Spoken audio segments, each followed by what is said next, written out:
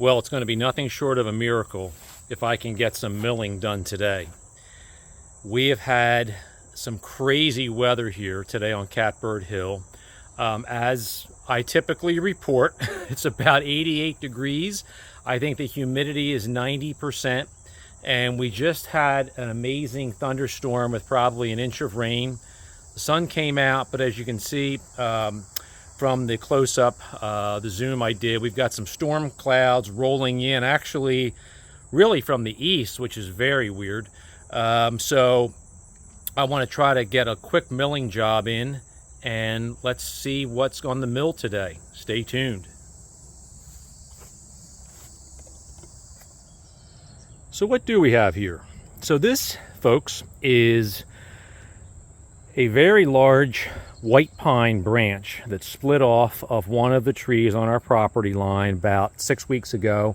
I believe I did a short on it, and we've had a series of really bad storms with some straight line winds, and this was one of the casualties. So this was actually a branch. I've trimmed up the ends, and we have here just about 14 inches at the wider, larger end. And you know, it's as you can see, if I step back, you can see it sort of has this, you know, little bit of a a bow in it, and you know, it's unfortunate because it's about the same diameter at the other end here, maybe about 12 inches. But I hate to see this thing go to waste, and what I'd like to do is try to make one cant out of it. I don't think, because of the curvature, I'm going to get an 8x8. It's probably going to end up being a 6x6, and that's okay. You know, as you know from previous Sawmill videos, these posts represent the bases of what is eventually going to be a timber frame structure over this. You can see, just to kind of remind y'all, we've got, you know, posts that these are set in sand and gravel down about 3.5 feet into the ground. These are 8x8s, and these are going to be notched for basically a lap joint that will accept timber frame posts, probably spruce and hemlock. I think it's largely what I have. But I'm going to need some more timbers for that project. And as my business partner likes to say, not for nothing, if all I can salvage out of this is sort of a practice beam or practice timber for honing my skills on cutting tenons and notches and so forth, then it's going to be worth it. So let's we'll get things set up here. I think what I'm going to do, originally I put this in place with the forks the other day, and I have it, you know, sort of a concave side up here. I think I'm actually going to rotate this around, because as you can see, I've got these nubs where, you know, side branches came off, and there's, you know, a large one down here. I'm going to end up probably just slicing all those off. We'll make some cuts and see what we end up with. This should be fun. Hopefully we can do this before the storm comes.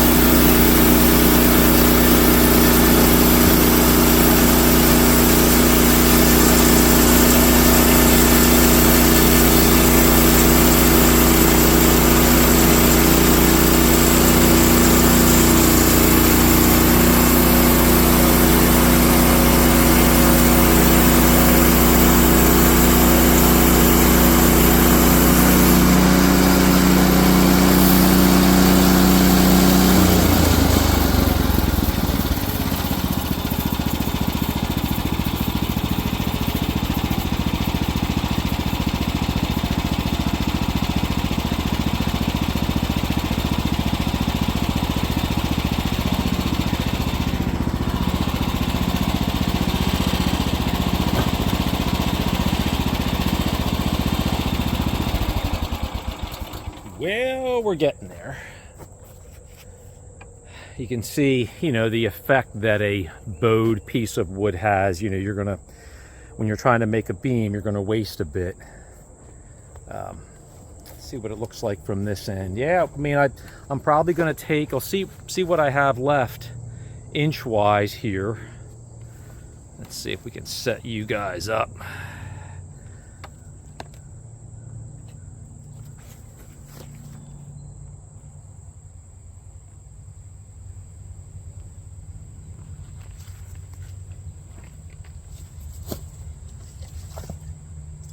So we have exactly 8 inches left to right,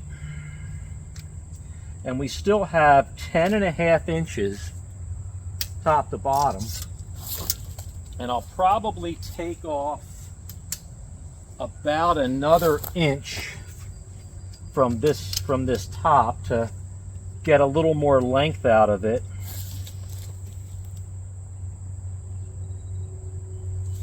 Yeah, maybe about 1/2 of an inch, 3/4 of an inch. And then the rest is going to have to come off the bottom.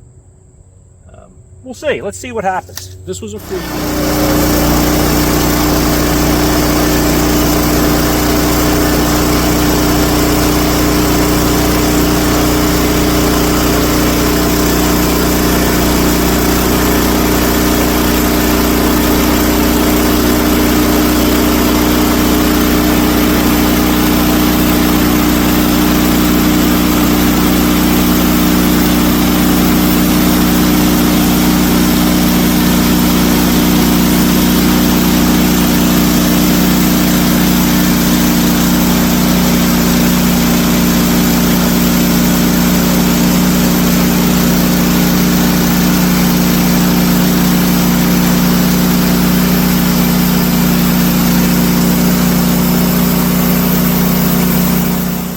Look at that perfect 8x8 freshly cut pine beam. Not so perfect from that angle. But for a piece of wood that fell off of a tree, I didn't have to go out and cut it down. It landed, Mother Nature brought it to me. And something that's about 9 feet long. That's not too bad. So didn't really get exactly what I wanted out of it, as you can see.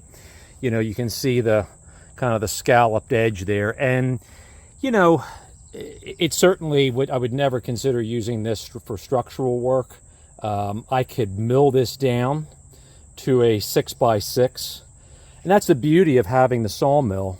I can store this until I begin the project, the timber frame project, and if I need, a 6x6, I've got it. I can easily get a really good 6x6 out of this. I did get a nice piece of 1x lumber here.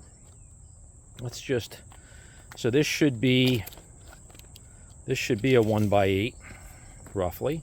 Yeah, I mean, it'll obviously dry over time. I'm not going to won't be using this wet. I'll just store this, keep it under some pressure so it doesn't warp and check. But that's a pretty nice little piece of wood. That would make a nice shell for something I would use probably within the timber frame itself.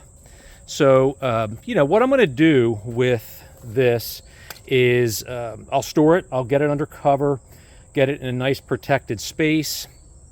We want to spray it with some borax to discourage insects from boring in. Pine is really bad. It seems to be a magnet for ants, carpenter ants, and carpenter bees, and all kinds of wood destroying insects.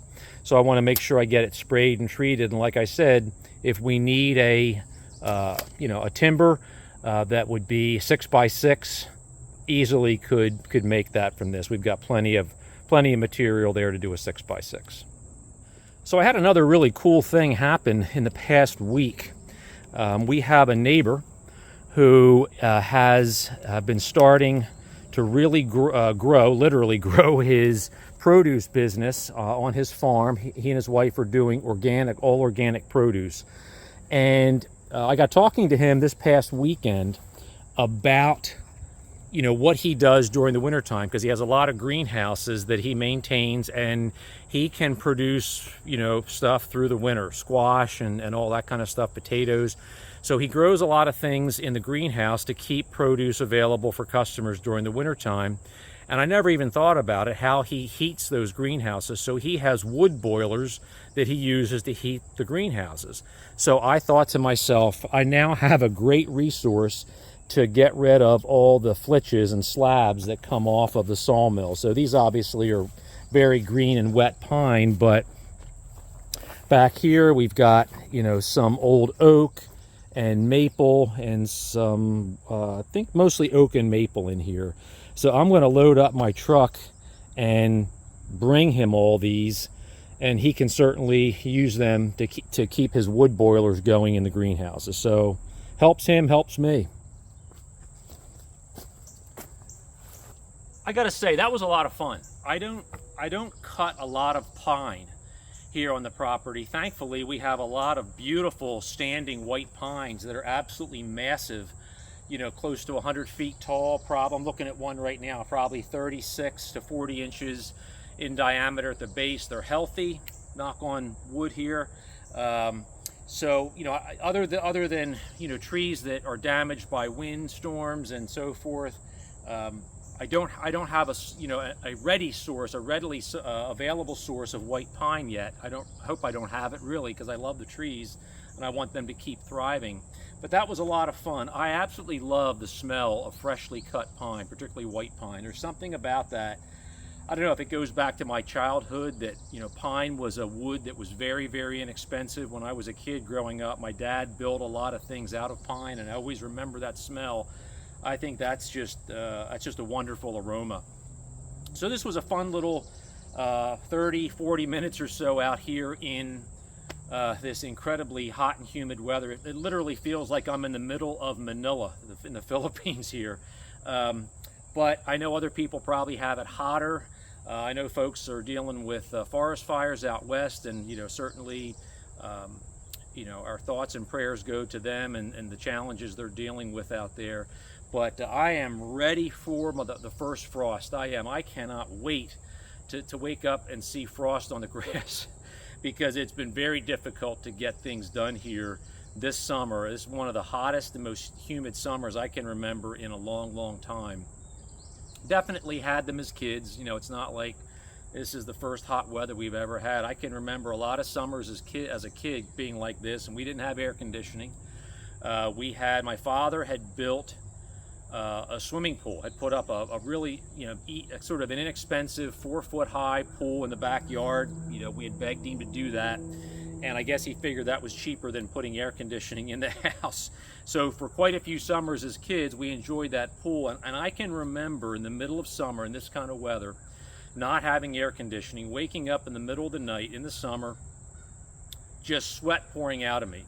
I would put my bathing trunks on, run downstairs, and I would jump in that pool and float in the water for 10-15 minutes, cool off, go inside, dry off, and get back into bed. That's how we stayed cool. And just drinking a lot of cold drinks and fans blowing right on you, and you got through it. And so I think I've gotten spoiled in my old age having access to air conditioning. So thanks a lot for watching. Stay tuned for more videos coming up on the sawmill. We have a ton of wood to cut up, mill up. I'll show you what we have coming up here. I've got requests from a couple of my lumber customers, and these are some of the big boys here. These logs here, these three are all silver maple, and the diameters are probably in the 30 to 32 inch range, somewhere around there, probably about 6 to 7 feet long. So I've got a number of customers who are looking for slabs for tabletops, coffee tables, and so forth. So I'm going to try to get these things milled up. They're taking up a lot of room here, and I want to get them milled up and out of the way. We have a mystery wood here, which we won't reveal the identity of that yet. And we've got some odds and ends. Here's a nice white oak crotch piece that was from a tree I took down a few years ago. And I already know who I'm going to be giving that to. That's going to be a gift for a special woodworker. So anyhow, thanks a lot for watching. Until next time, John here from Catbird Hill. Take care and stay cool.